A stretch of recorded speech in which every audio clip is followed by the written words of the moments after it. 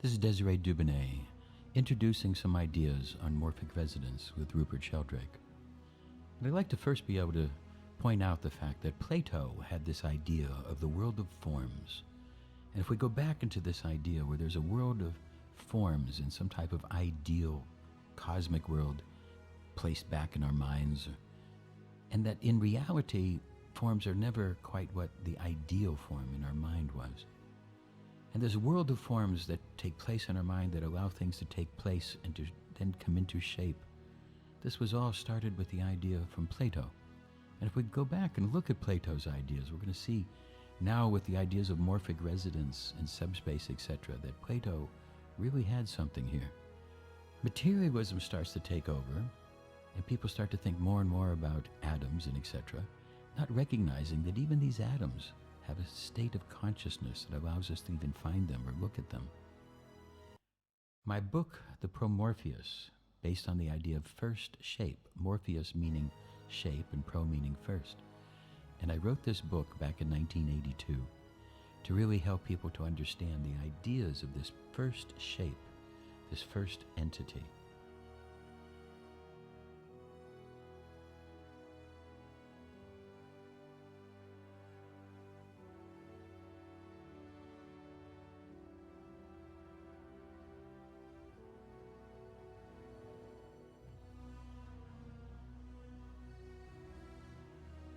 And the concept is that when organisms grow, they take up new forms. For example, your arm and your leg grow in the embryo, and they have different shapes, obviously. But the chemicals in them, the DNA, the proteins, and everything is the same. So they've got different shapes, but the same chemicals. So what is it that makes them different? It's not the DNA, because that's the same in both. So there's something makes them different, and the morphogenetic field is a field which is like a plan or a mold or a blueprint that shapes the developing organ.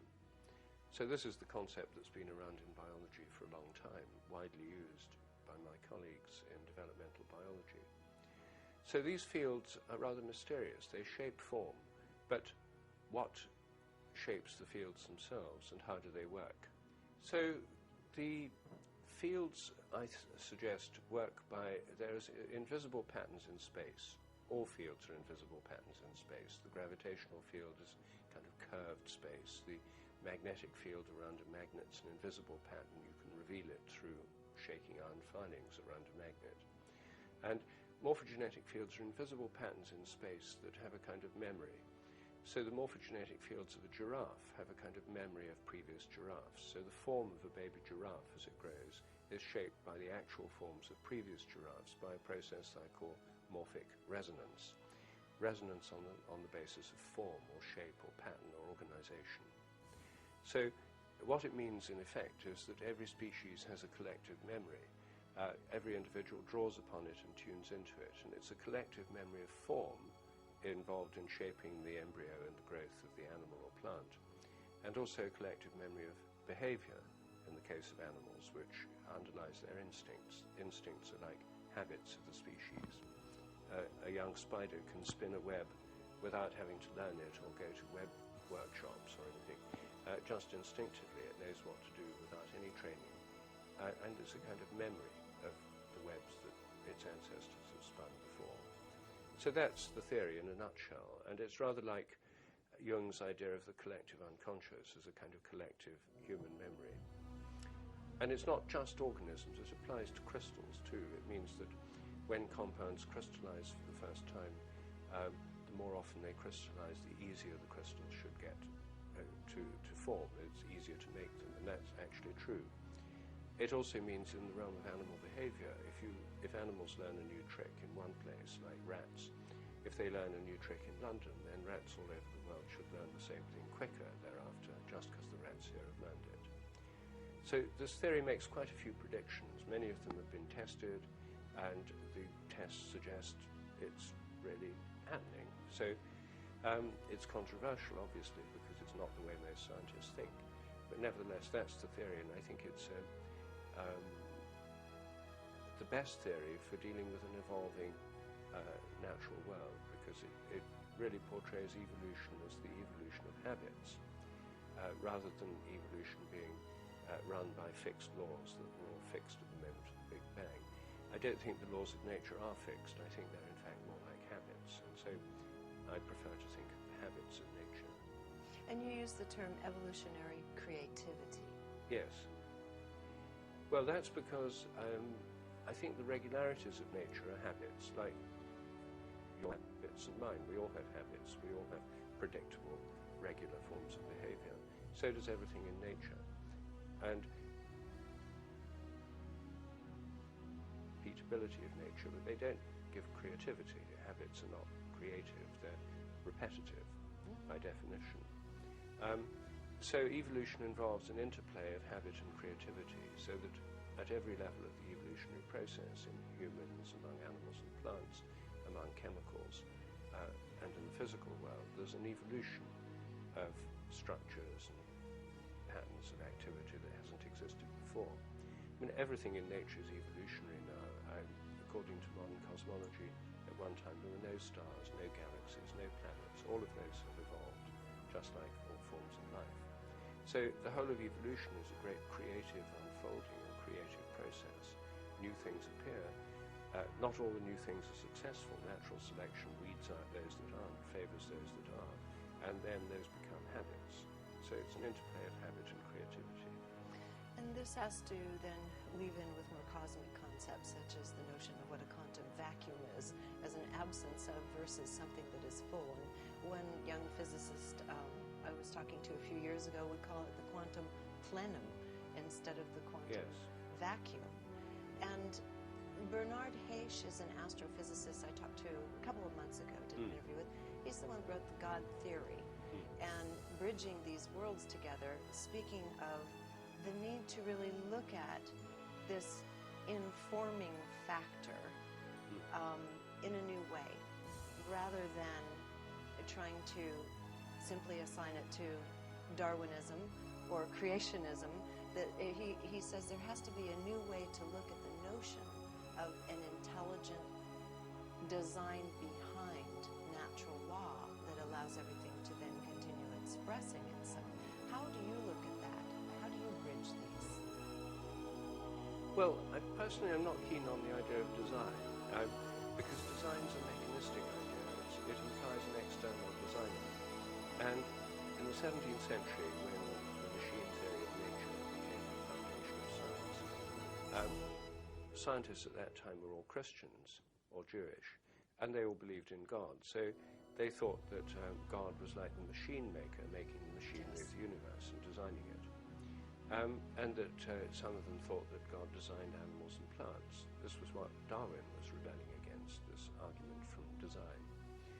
And we've had a revival of this in the intelligent design movement. But where I disagree with them and with the neo-Darwinians is that they're supposing that living organisms are machines which require an external designer. I think living organisms are organisms. It may seem simple, but it's actually a radical theory in science that organisms are organisms, because organisms organize themselves, and they may have an inherent creativity. So when an animal or a plant adapts to new circumstances creatively, I don't think there's an external intelligence designing it. I think that creativity is actually inherent in nature and can, we don't know how, but can express itself through living organisms. If I have a new idea, I don't design the idea first and then plant it in my mind. I just have a new idea. And I think when organisms do new things, I think they just suddenly do a new thing. I don't think they design it first, sort of run it through the research and development team and have a focus group and then say, yes, this will work, and then actually they just do it. And the idea that some external design is a kind of extrapolation, an anthropocentric extrapolation. So I'm not keen on that idea. Yes, the word design does not work for you. No. Yes. What about the notion of organizing principles? Oh, no problem with organizing principles. Morphogenetic fields are organizing principles. That's what they are. What would be the impetus for an organizing principle? What would, say there's a frog, what might be the impetus? That's the genesis of the evolution of a frog, for example? Well, I don't know how frogs came into being in the first place, but the organizing principle of a frog works by pulling from in front. These organizing principles organize by having attractors.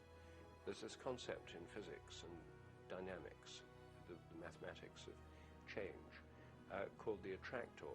And the attractor is like a final straight that pulls things towards it. So a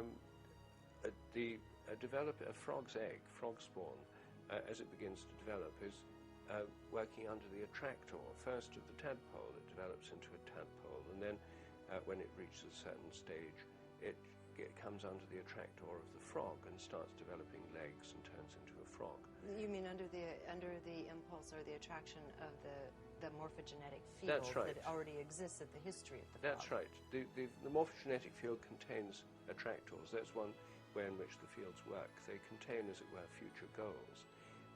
So the morphogenetic field contains the plan or form of the mature frog. And when the baby frog, the tadpole, is turning into a baby frog, it's being attracted towards that form. So that's how the field works. It's not kind of like a static blueprint. It's more like an attractor towards a particular final form. And within this, when you're looking at it from more of a universal principle, it appears that cosmically all of these expressions have a tendency toward establishing order. Yes, all these, what we see in evolution is the appearance of more and more order. At the moment of the Big Bang, there was just a kind of amorphous mass of energy and potentiality. There was no structure. It's far too hot. And as the universe expands and cools, more structures and forms become possible. If you think about it, the amount of structure you get is less when it's hotter and more when it's cooler. And when a snowflake has more structure than water vapor in the atmosphere. So as you cool things down, as the universe cooled, more structure became possible. And more structures have evolved, more and more kinds of chemicals, crystals, plants, animals, and so forth. So there's been a progressive increase in organized complexity.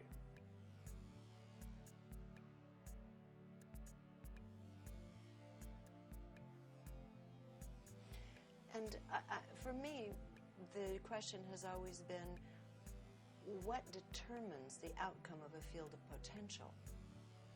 Is it rather random? Well, or is there an orderly process of some kind to create an outcome from a field of potential? Well, in a sense, pure potential you could call energy, because energy is the potential to do anything. I mean, I've just eaten lunch, and the food I've eaten is powering me now. But if you'd eaten the same food, it would be powering you. It would be bringing about different effects. And, the energy in electric sockets can be used to work hair dryers, television sets, computers. It's, as it were, pure potential. But the form that it takes, what happens to it, depends on the fields through which it's expressed. So it's fields that give form and energy that gives activity or the potential to make things change. And so energy in itself is shapeless, formless. But fields in nature give form and pattern. And this is true not just of my theory, but of all physics. The whole of physics is based on the principle that there are two principles, form and energy. Energy is universal, it's interconvertible. The sunlight can become food for animals through photosynthesis. It can warm things up, it can create electricity through solar power, it can do all sorts of things. So the energy can do lots of things, and that's what makes nature work. It drives things forward, it makes things flow and change. But the form they take is given by fields. And matter is now seen as energy bound within fields, and rather than stuff. Yes. The old view was atoms were like little billiard balls of enduring stuff. They're now vibratory patterns of energy. Yes. And so let's look at the implication that, from what I'm understanding of the morphogenetic fields that you work within fields are formed through repetition. Yeah. So there's a historical kind of momentum that's occurring in perpetuating form out of these fields. Yes. And so because of the work you're doing now, and we'll go into this in just a bit, and the work you've even done with the animal society, such as dogs, what are the implications of this field that is born out of this common unconscious history that has created form in our lives, that is taking you to the work you're doing now?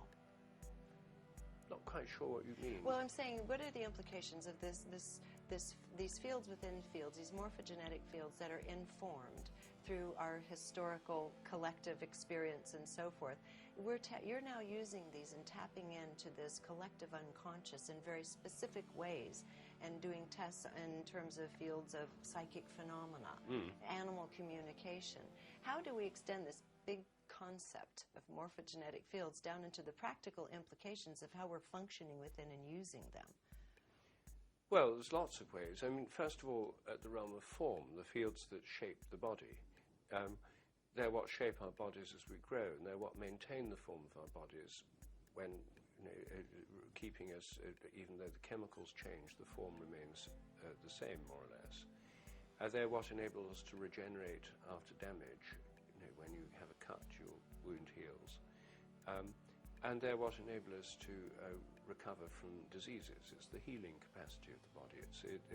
So these fields have a major part to play in maintaining health. And after all, animals and plants have been able to survive and be more or less healthy for billions of years. Life's been around for, 2 billion years, mammals for 70 or 80 million years. And until very recently, all of this happened without the intervention of doctors, vets, or anybody else. It was just spontaneous healing processes. So medicine works with our spontaneous healing processes, which do a lot of the work when we get better from diseases or accidents. So that's one practical way. They underlie healing. There's another thing, they underlie instincts and behavior. And it's easier to learn things that others have already learned. So I think morphic resonance plays a major part in education. It makes it easier to learn what others have already learned. And that's why in each generation people can learn so much more, and quicker too than people did before. So I think these are some of the implications. Then there are fields, morphic fields of social groups. Morphogenetic fields shape form, but groups of animals, like flocks of birds or schools of fish, are shaped by, as it were, the morphogenetic field of the social group, and I call those social fields. And the generic name for all these fields is morphic fields, morphogenetic fields, social fields, mental fields. They're all come within the genus of morphic field. Anyway, there are morphic fields of social groups that hold together members of groups, linking them to each other. And if they're separated, like in a wolf pack, when the adults go hunting food to feed the cubs who are left behind in the den, the field of the group, the bonds between the older ones and the young, don't break, they stretch. So that's why the adults come back to feed them. That connection through these fields is, I think, what enables information to pass, and I think it's the basis of telepathy. Telepathy, I think, is a normal means of communication between members of animal groups. I think it's normal, not paranormal, natural, not supernatural. Wolves do it with each other, even at a distance. I think most wild animals do if they're social animals, and the same applies to human beings. And yet it's carried such a giggle factor now for a couple centuries anyway. I think once upon a time it may have been quite common and very acceptable that certain people were a little bit more tuned in within a family, and you relied on that person being tuned in to be able to tell what might be coming down the pike for them, or if something was amiss within the family or the tribe. And yet, for reasons we all know and don't have to really go into, it has been relegated to, phenomena the last couple hundred years. But you're really looking at helping put a little bit of, not a little bit, a lot of credibility back into the acceptance. This is a natural part of our functioning. Yes, actually most people accept it as a natural part of our functioning. And telepathy is on the increase in the modern world, interestingly, because it's evolving along with modern technologies like telephones. And my studies on human telepathy show that by far the commonest kind in the modern world happens with telephone calls. You think of somebody, then they ring, and you say, "That's funny, I was just thinking about you." Surveys show that about 80% of people have had that experience. It's really common. Oh, that they recognize they've had that experience. Yes, That's they do. very good. Oh, yes, they do. I mean, this is by far the commonest kind of telepathy in the modern world. And most people have no problem with it. They say, "Oh, yes, that happens to me. You know, I've had that." And most people will tell stories of recent incidents when it's happened. So this is, I think, very common. I don't think these things are paranormal, extraordinary, rare, bizarre. I think they're normal, everyday things. And when I'm doing research in this area, I think of myself as looking at the mysteries of everyday life, because I think these things happen on an everyday basis. Telephone telepathy is one. Animals are often telepathic with their owners, and I've done a lot of work on dogs that know when their owners are coming home. I wrote a whole book on that subject, which has just come out in a new edition. And it's called Dogs That Know When Their Owners Are Coming Home. I love that. Can you tell us a little bit about your findings? Because I have a great appreciation for dogs and their innate intuitive skills.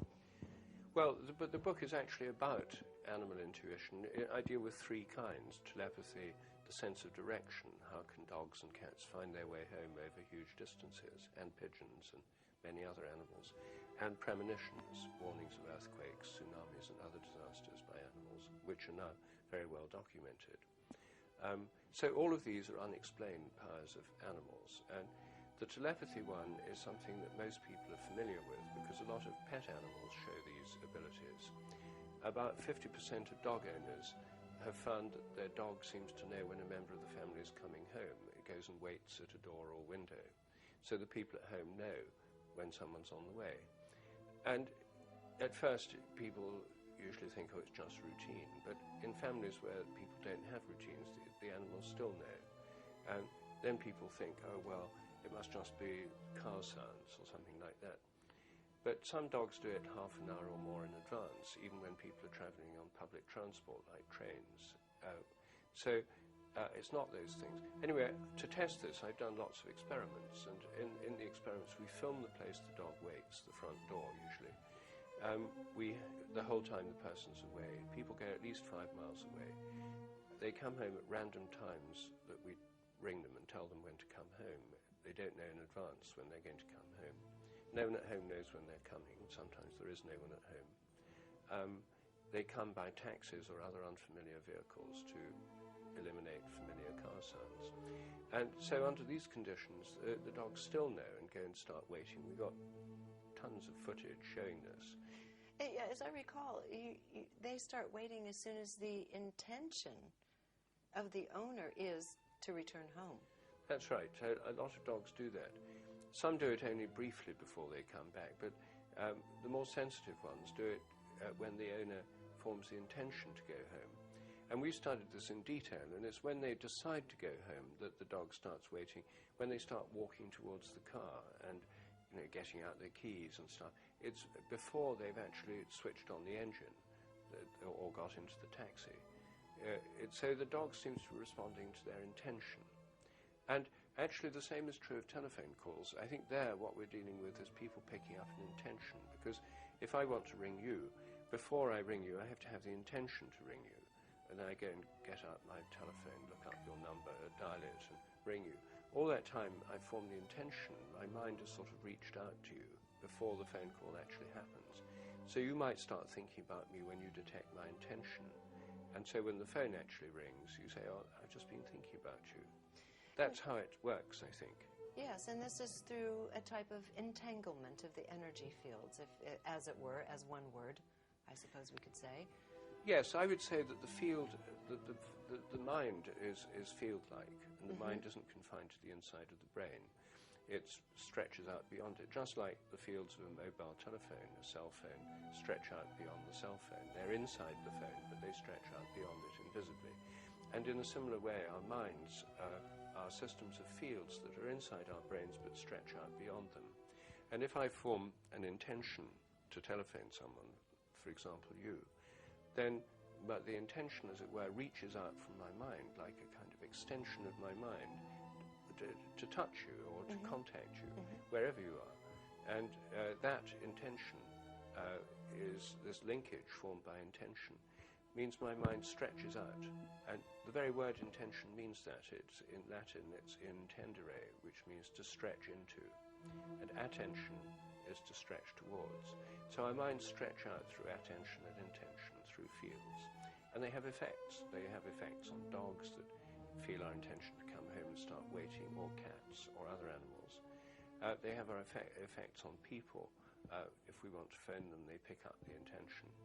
And attention has an effect itself. If you look at somebody, they can detect your attention. That underlies the phenomenon, the sense of being stared at, which I've also done quite a lot of research on. And people really can tell, not every time, but above chance, when they're being looked at from behind with no sound or other clues. You can do it through windows, through one-way mirrors, even through closed-circuit television. People can feel other people's attention. And not just people, animals can. Any means. It's just something that hasn't really been encouraged for our daily use within society at norm. Well, it happens on a daily basis because most people, more than 90% of people, have had this experience of feeling being looked at. They're being looked at, they turn around, or looking at others and seeing them turn around. So it's actually terribly common, and people whose job it is to watch others, most of us are mere amateurs, but for surveillance personnel, security guards, police officers, I've interviewed lots of security people and shop detectives. They take this for granted. They simply say, well, of course, people can tell when you're staring at them. So if you're following someone as a private detective, you don't stare at their back because they're likely to turn around and notice you. You look at them as little as possible, and you look at their feet. And this is common knowledge among even practical through a people. medium such as a surveillance camera. Yes, even through a surveillance camera. Most surveillance officers are convinced that people can tell, not everybody, but people who are security conscious, who are particularly aware of whether they're being watched or not, can tell whether they're being watched. And experiments conducted at the Institute of Noetic Sciences and elsewhere have shown that if you put electrodes on people's fingers to measure their skin conductance, like in a lie detector, then if you have a closed-circuit television camera there and then someone in another room, they look at the person on the screen at random intervals. And when they do that, the skin conductance changes significantly. And this is unconscious. It's an unconscious physiological response. So we can detect it, even through closed-circuit television, even physiologically below the conscious level of awareness. And when you were looking at the telephone experiment, you went to great lengths to see that people couldn't be interfered with by anything as direct as someone being near them or a room or tipping them off. You went to great lengths. Oh, that's right. Yes, in the telephone experiments, we have, in the basic experiments, the subject chooses 4 people they know well. They sit at home with a landline telephone being filmed. We pick one of the 4 people at random, ring them up, and ask them to phone the subject, which they do. So the phone rings. The person knows it's one of these 4 people. They have to guess before they pick the phone up who it is. I think it's Graham. Hello, Graham. Right or wrong? And then we do another trial. And the randomization's done with random event generators or with throwing dice. So these are... No one can foresee what's going to happen. There's no intention in the choice. No. Yes. So, and these results show that the hit rates, by chance it would be 25%, 1 in 4, just guessing. It's over 40%, in some trials as high as 50%. And this has worked over and over again. I've published papers on this in peer-reviewed journals. There's a YouTube video showing an experiment I did with a British girl band, the Nolan Sisters. And I now have an automated version of this test, which I just launched in the US, and has been working in Britain for a year or so. You sign up online on my website, sheldrake.org. There's a part there called the Online Experiments Portal, and there's the mobile telephone telepathy test. You click on that. And then to start the test, you register yourself and you put in 2 people you're friendly with, in this case only 2, with their cell phone numbers. And the computer then picks one of the 2, sends them a text message asking them to call you, gives them a landline number, which is the computer. They call you. The computer then puts them on hold, and the computer calls you on your cell phone. The caller ID says telephone telepathy test. When you answer it, it says this is the telephone telepathy test. One of your 2 callers is on the line right now waiting to speak to you. Please guess who it is by pressing 1 or 2. 1 for Andrew, 2 for Timothy. And so you guess who it is. You press 1 or 2, and as soon as you guess, the line opens up, and so you get to speak to them. You get instant feedback.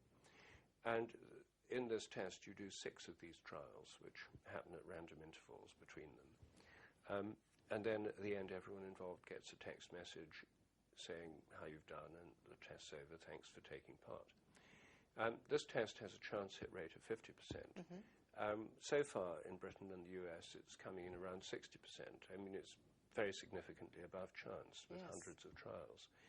And this is something anyone can do. And in fact, I'd encourage anyone watching this now to try the test themselves. It works in Britain and in the US. Doesn't yet work in other countries, but if you're in Britain or the US, it's easy to do the test. It takes less than an hour. Most of the time you're just getting on with your life. Then you just deal with the phone calls. Each trial only takes a minute or less. What you're saying is interesting, this part you're getting on with your life, because one of the things that seems to stop that function from properly working is fear. A fear of being right or a fear of being wrong. Yes. And so if you're just randomly catching someone while they're making soup, does that in and of itself raise the odds where you're not anticipating and going into some kind of story or fear over it?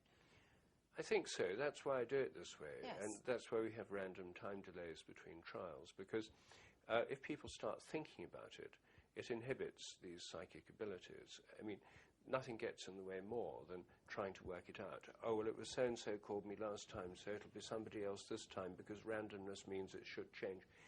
People get into a whole kind of head trip about the nature of randomness, and is it going to be so-and-so because and as soon as you do that, it goes. So it's really trusting feelings, not trying to work it out.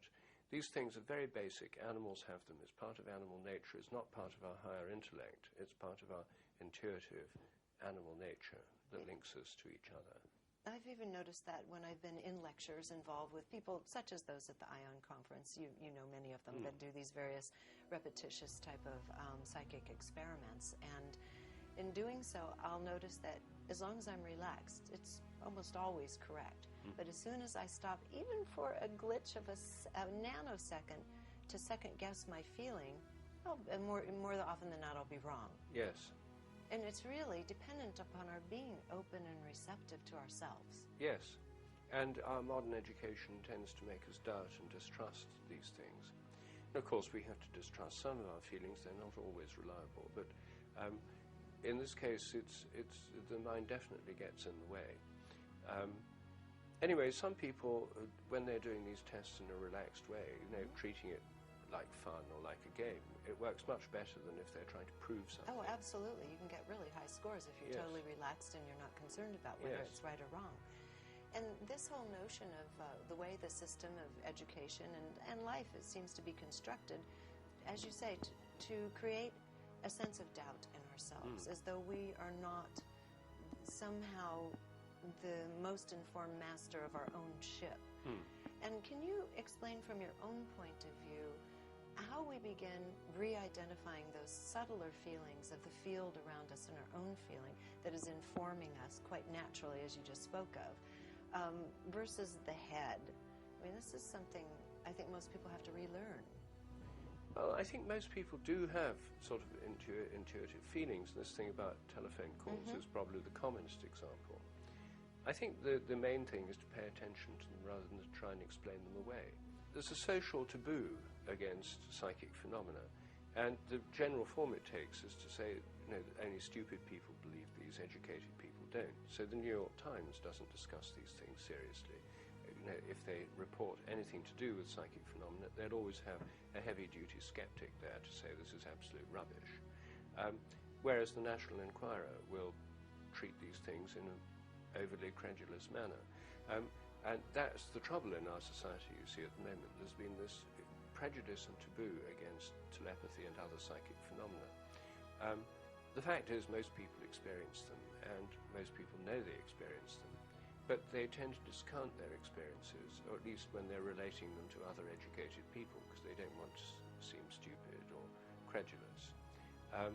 So even internally they tend to discount them, say, well, maybe it's just a coincidence, or, you know, I'm sure this sort of thing is just a coincidence, just forget all the times I'm wrong, and find ways of explaining away their own abilities. So I think taking more seriously our own intuitions is the first step.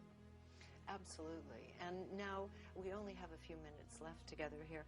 You have written a new book that's coming out in a couple of months in 2012 called The Science Delusion. I know you're already very popular with a body of scientists out there. What is this going to do? What is this book about?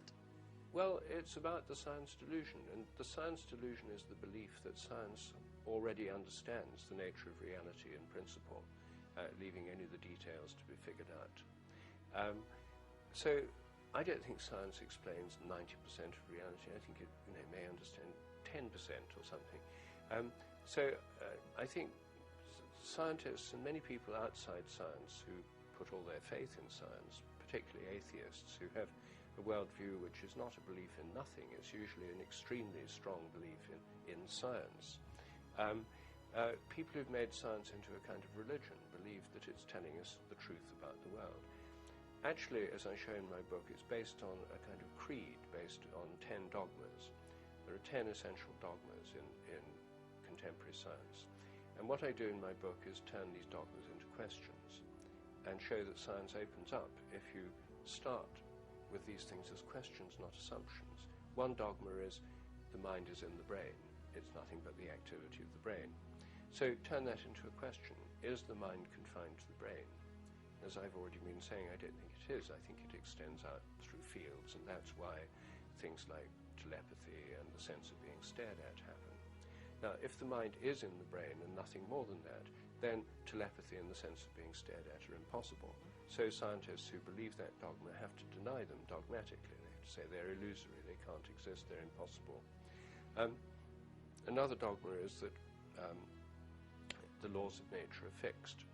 They've always been the same, right from the moment of the Big Bang. They'll always be the same. As I've discussed, I think they're more like habits.